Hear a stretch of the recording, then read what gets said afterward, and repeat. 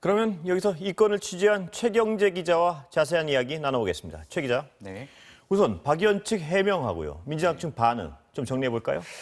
네, 박덕흠 의원의 그제 기자회견 내용과 민주당 진성준 의원의 어제 반박 회견 내용을 우선 살펴보겠습니다. 박 의원은 공개 경쟁 입찰이라 특혜나 압력으로 수주를 받을 수 없었다.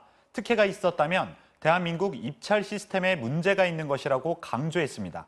또 수주와 관련해 외압을 행사하거나 청탁을 한 적이 전혀 없고 국회의원이 되기 전보다 오히려 가족 회사들의 매출액이 더 떨어졌다고 주장했습니다. 이에 대해 진 의원은 사실상의 수의 계약인 제한경쟁 입찰의 규모가 더 컸다고 반박했습니다. 국토부 산하기관인 LH의 경우만 봐도 박 의원 가족 회사가 지난 10년 동안 LH에서 수주한 공사만 693억 원 규모인데 이 가운데 68%에 이르는 473억 원이 제한 경쟁 입찰로 수주한 거라는 얘기입니다. 진 의원은 또 박 의원 가족 회사가 지난 2008년에 서울시의 한 취수장 이전 공사의 입찰 담합을 주도해서 과징금 59억여 원이 부과됐다는 사실을 공개하기도 했는데요. 이런 상황에 박 의원이 입찰 담합 회사를 삼진아웃시키는 법안에 강력히 반대했다는 게 이해 충돌 소지가 없다고 할 수 있냐는 겁니다.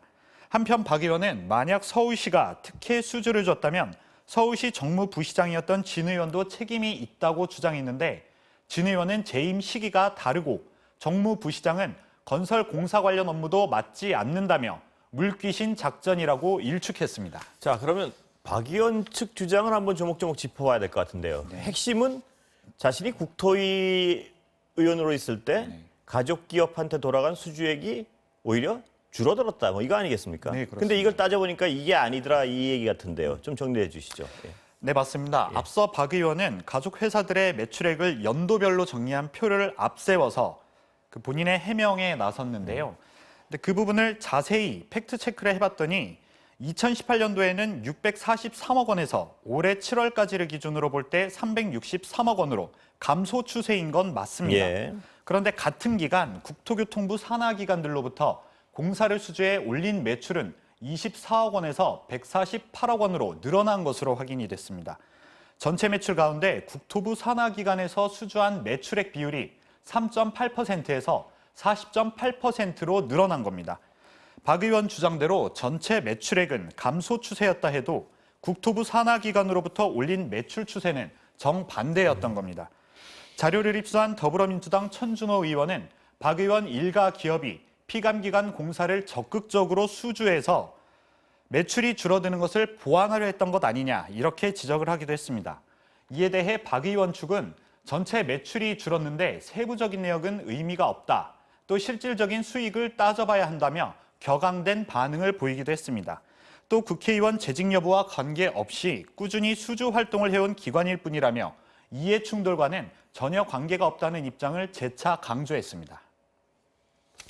자, 핵심은 전체가 줄은 건 맞는데 박 의원이 영향을 끼칠 수 있는 국토위 영향을 끼칠 수 있는 산하단체 수준은 엄청 늘었다 이 얘기 아니겠습니까? 예, 맞습니다. 이해 충돌이 아니라고 하는 근거가 뭔지 잘 모르겠는데요, 이게. 예.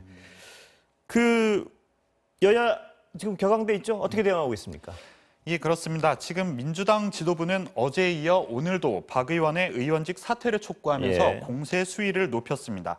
신동근 최고위원은 오늘 최고위원회의에서 박 의원이 입찰 담합 회사를 퇴출시키는 법안은 물론 김영균법 입법까지 방해했다면서 전방위적인 건설업계 로비스트다, 적폐 끝판왕이다라는 이런 원색적인 표현까지 쏟아냈습니다. 민주당은 또 신동근 위원을 중심으로 정치개혁 TF를 공식 출범하고 오늘 오전 첫 기자회견을 가졌는데요. 박덕흠 의원뿐 아니라 삼성물산 사회이사 출신이죠. 국민의힘 윤창현 의원까지 겨냥해서 이해충돌 방지법을 제정하겠다고 밝혔습니다. 또 정부가 발의한 안도 있기는 하지만 공무원에 한정돼 있고 국회의원에 대해선 아무래도 미흡한 부분이 있는 만큼 국회의원의 이해 충돌을 처벌할 수 있는 입법 조치를 약속한 겁니다.